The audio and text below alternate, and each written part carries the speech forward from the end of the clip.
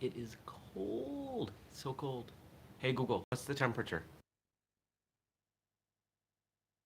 Two. Yeah, -2. That's very cold.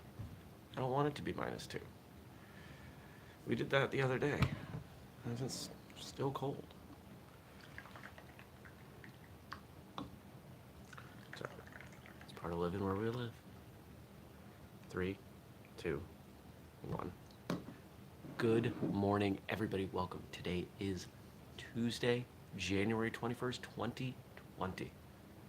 Starting to get used to saying that. My name is Jeremy, and this is my first cup of coffee.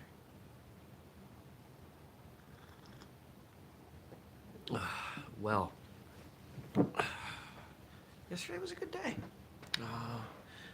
Good morning, Stacy. My typical run of poorly productive Mondays did not extend to yesterday, which I was quite pleased about.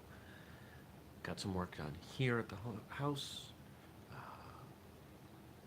Went out, got some work done. Went to the gym. Had a meeting. Dinner meeting. Yeah, it was a good day. Got some good stuff done. The strength program it's plugging along. I managed to finish the first draft of the workout sheets where you track your progress, check off your progress. Um, so that's cool. Really excited about that.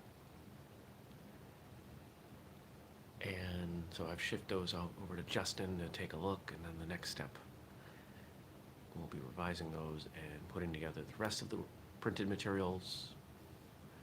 And then from there, we revise that, and then it's the videos.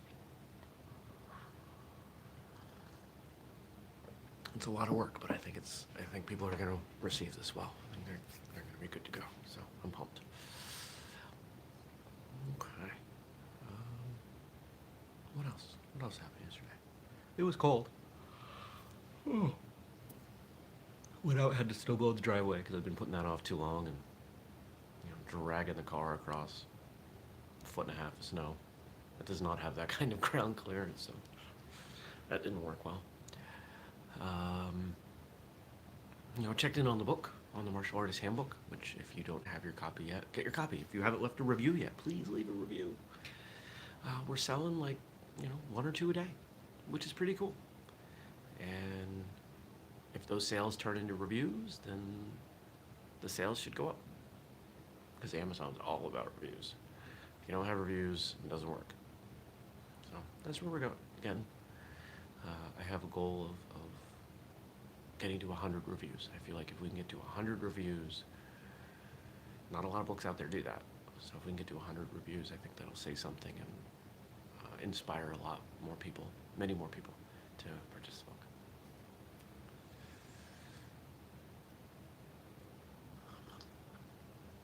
Yesterday's episode went up a little bit late, but was with Sensei TJ Storm, who is a really interesting individual and great episode, tons of energy, really enjoyed talking with him. So if you haven't checked that out, go check that out. The guy's been in movies and video games, and he's done motion capture and stunt work, and he's a really dynamic person. Oh, excuse me. And I think that really came through in the interview. People were making comments about his energy level, so that's cool. What else? I've got 3 podcast episodes today, one of which I will be a guest, so that's pretty neat. Here's the downside. My desktop computer is down. The parts that I need to fix it should be here today, but I don't know when because it's FedEx, and so that could be 10 a.m. It could also be like 5 p.m. Depends on what they choose to do. So thank God I have a laptop, and it's easy enough to swap things around. The first one's at 9, so I finish this up, and then I don't have a lot of time before I have to get going with that. I am not expecting to get much done today, other than those interviews, just the way they're spaced out. I've got to do a bunch of email, but we'll see. We'll see how we go. and then doing some Kempo and this evening. Driving north for my Kempo teacher, and we'll do some stuff there. So that'll be great.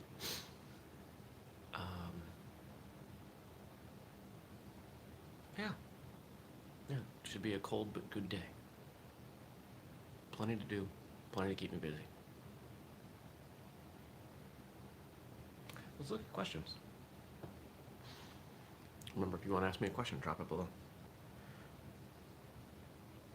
So today's questions have a theme that I'm going to be the first to admit I only have a little bit of information on. And because I don't look at these questions until the morning of,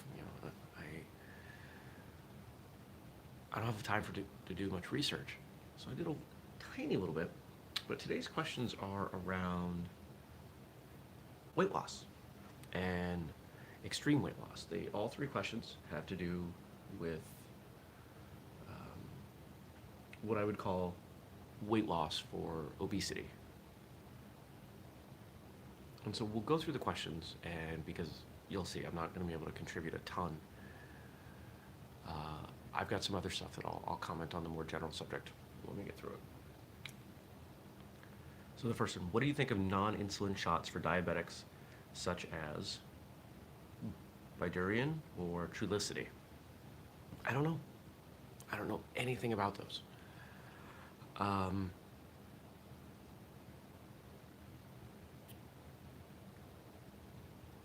don't know how they work. I've heard of trulicity. I've seen the commercials. I'm going to speculate that those injections, like most injectable medications that are advertised on TV, have some pretty extreme side effects. And they should be seen as temporary while other things are resolved. Nobody gets to the point of needing these injections overnight. And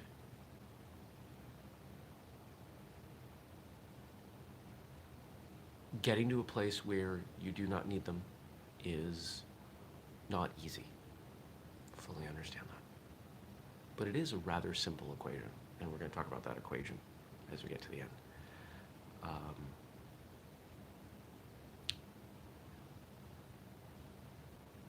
If you take some sort of medication, don't stop taking medication because it may be coming across as anti-medication. The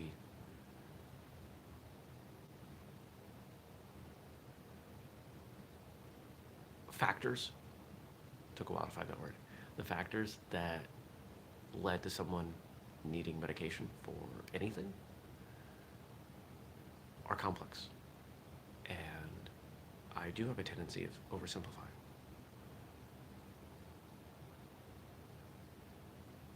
So please don't, sit there with your coffee and say, well, Jeremy says I shouldn't take this, so I'm not going to take this. It doesn't work that way. That's not what I'm saying. Second question. What do you think of gastric bypass surgery? And then the third question is, what do you think of lap band surgery? So I've known some people who have had these done, and I know a little bit more about this subject. And I'm going to combine these two questions because again, my knowledge on the subjects are minimal. Because I have not trained people that have had these,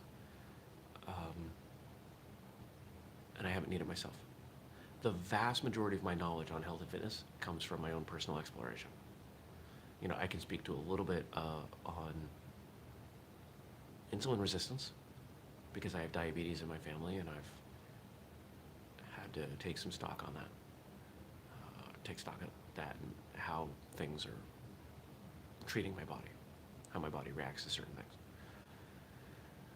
And while I will fully admit there have been times in my life where I've not been happy with my weight and my body fat, I have not been at the point where I've needed medication or surgery. That hasn't even been an option. Nobody would have ever prescribed it to me. Nobody would ever have performed the surgery, even if I had decided I wanted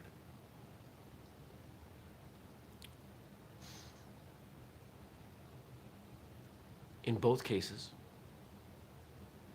or both methods, lap band and gastric bypass.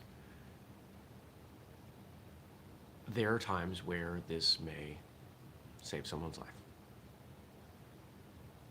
However, to say that it saves someone's life is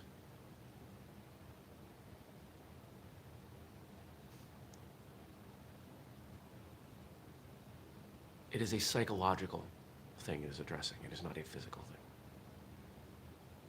Here's the problem.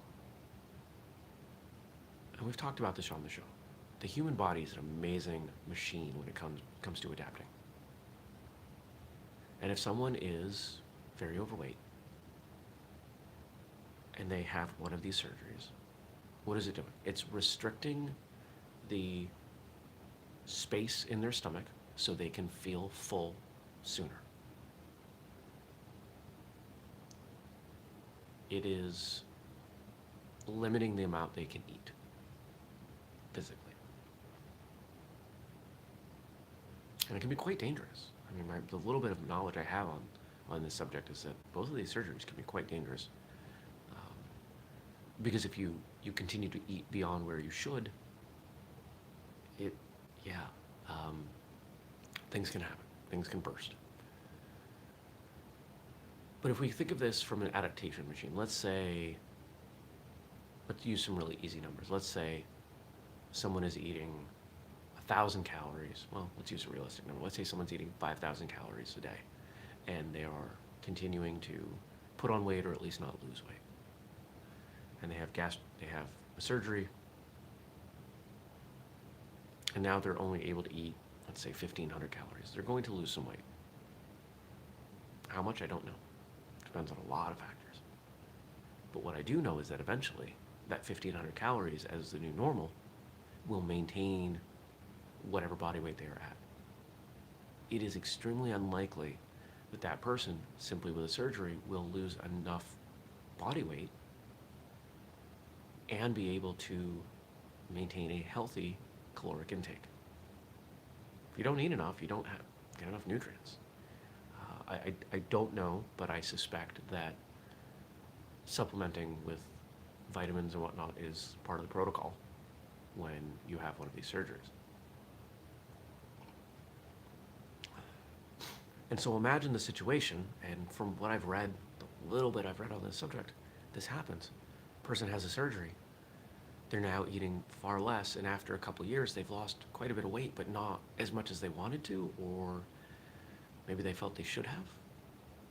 And they've restricted their calories dramatically, and now what do you do?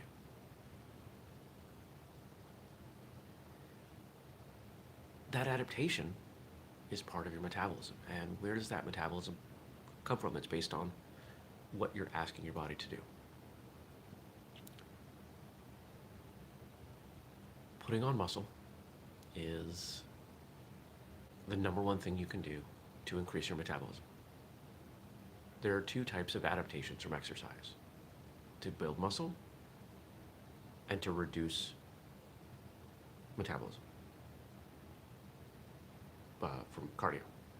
If you get really good at running or walking or jogging or doing anything that is bringing your heart rate up considerably for periods of time, your body's response is to become more efficient at that stimulus, and your heart doesn't beat as fast.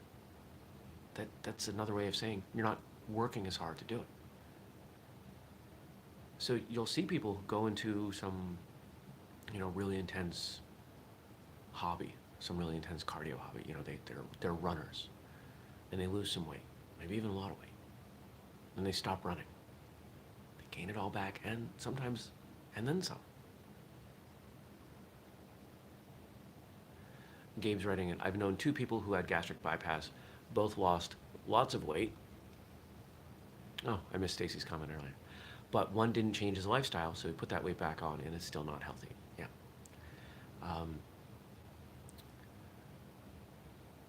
Surgery is not a substitute for work. Pills are not a substitute for work. Injections are not a substitute for putting in the work. As martial artists, we know that. There's no shortcut. So let's imagine we've got this same overweight person eating a bunch of calories a day. And obviously the psychological aspects are pretty intense here and far more complex than I'm going to make them in this example. But let's say that person came to me and said, what do I do? First thing that person would do is they would be tracking their calories. Because we've got to know, that they're at 5,000 calories. And then I would put them on a very simple, even 1 day a week, weight training protocol. And over time, we would slowly ramp up the weight training. We'd go from 1 day a week to maybe 3 months in, go to 2 days a week. And we would very slowly reduce the calories. And I mean really slowly. I mean like 50 to 100 a week maximum. And what would you see over time? They would start putting on muscle, which should counter the body's attempt to slow the metabolism by getting less food. And if you continue that over a period of years, literally years, because if you're eating that many calories, it's going to take time. That person should start to shed body fat as they're putting on muscle. Now again, I'm making it far simpler than it really, it is simple, but it's not easy. It's really difficult. I know it's been difficult for me, and I'm not in one of these extreme cases.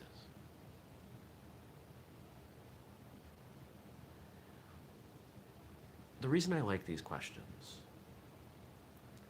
is that they are very much counter, or they reflect a culture that it is very counter to what happens in the martial arts, or what should happen in the martial arts. Martial arts are difficult. It's doing karate, doing taekwondo, kung fu, whatever. It's hard. Now, some people start and they have some natural athletic ability, and that carries them through for a little while. And I've watched this time and time again. Somebody gets to a point where their natural ability isn't enough anymore. They haven't built the good habits around practice and struggle. And it's suddenly hard for the first time. I've seen this with a few children in kids' classes. They get to, a middle to higher rank. They're used to people acknowledging them for their skill.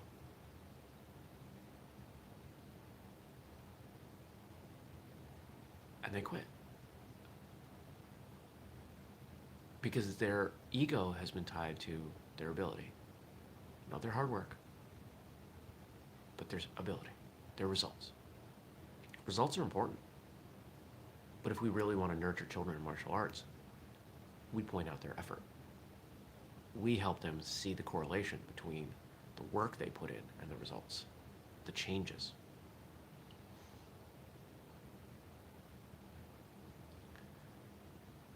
And it's very similar to this subject that we have here dealing with obesity. The reason gastric bypass and injections and these other things, the Biggest Loser TV show, the reason these things exist is because as a society, we are stuck on the results. We don't talk about the effort. We don't value the work, when the work is really all that matters. The work is where the magic comes in.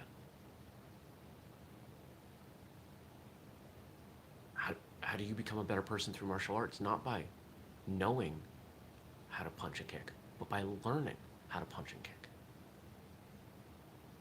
It's that struggle that makes martial arts worthwhile. And if you're not pushing hard enough and overcoming adversity within your training, there's no real personal development. It's just learning. It's learning. I don't know that I'm awake enough to express it. It's just learning routines. It's memorization. There. That's what it is. That's not what martial arts is about. It's not about memorization. It's about being better than you were yesterday and the week before and the year before and 10 years before. Without that struggle, nothing worth having happens. So if you look at yourself in training, or you look at your physical body, whatever you look at, and you see things that you want to change, that's an opportunity for growth. And maybe it's painful, and maybe it's dangerous, maybe it's frustrating. But it's only through that challenge that we get better. Iron sharpens iron, right? Like all of these cliches that we have, it's about the struggle. Nothing worth having comes easy. So if you want to make real change in your life, look for the thing that's hard. Address that. Get better at that. Other things seem easier in comparison and likely improve just by you addressing something that's hard.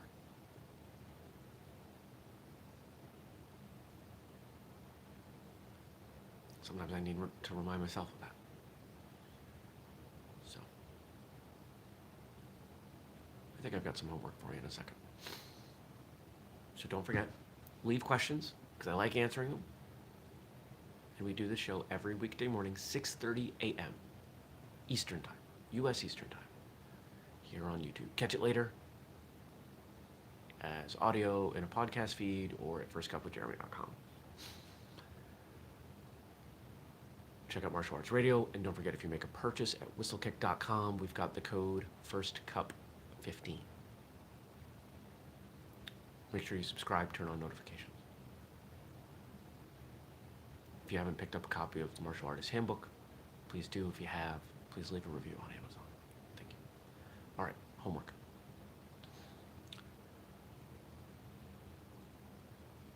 I would suggest that you take a few minutes today and identify one thing in your life that you would like to change or improve or adjust, whatever verb you want to use. I want you to think about what you have to do that. What is holding you back from doing that? It's probably going to be something up here, mental, maybe emotional. And how you would benefit from doing it. And then I want you to be really honest with yourself. Is it worth it? Don't just say it intellectually. Be honest. Nobody else is going to read this or, hear this. It's you and you. And if it's not worth it, that's okay. But I want you to consider what the consequences of not changing that are. Really think about it. If I don't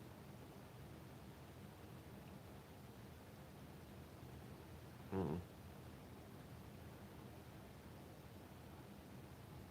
don't know. I don't have a great personal example right now. Not anything I'm willing to share anyway. If I don't stop doing this thing or change the way I handle this thing, then I'm doomed to a life of this. Am I willing to live with that? Yeah? Okay. Now you're taking ownership of it, and that's a good thing. Or, no, I'm not willing to live with that. Okay. So now it's time to put together a plan to change it. What does that take? Start small. Habits come over time. Don't try to change everything at once. What's the thing you can do every day in 30 seconds that moves you along that path? Okay. I'm gonna go. I hope you have a fantastic day. I'm gonna go put on like 7 more layers of clothing. That's cool. I'll see you tomorrow. Take care. Peace.